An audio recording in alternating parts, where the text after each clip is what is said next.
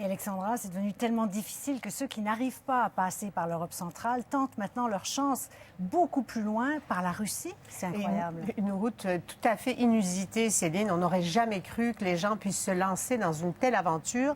Alors, les réfugiés syriens, parce qu'ils sont pour la plupart syriens, partent donc de Syrie, se retrouvent à Istanbul ou à Beyrouth, et de là, ils prennent l'avion jusqu'en Russie, à Moscou, la capitale de la Russie, et de Moscou, ils prennent l'avion jusqu'à Mourmansk. Là, on est à presque 500 km au nord du cercle polaire.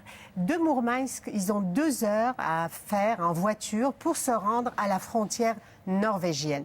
La Norvège, c'est déjà l'espace Schengen, c'est déjà l'Europe. Alors de là, ils peuvent partir ailleurs. Mais pour se rendre, pour traverser la frontière, ils ne peuvent pas le faire en voiture parce que les Norvégiens arrêtent les conducteurs de voitures en les faisant passer pour des passeurs, en soupçonnant que ce sont des passeurs. Et les Russes ne permettent pas la traversée à pied. Alors qu'est-ce qu'ils font, ces réfugiés? Ils achètent...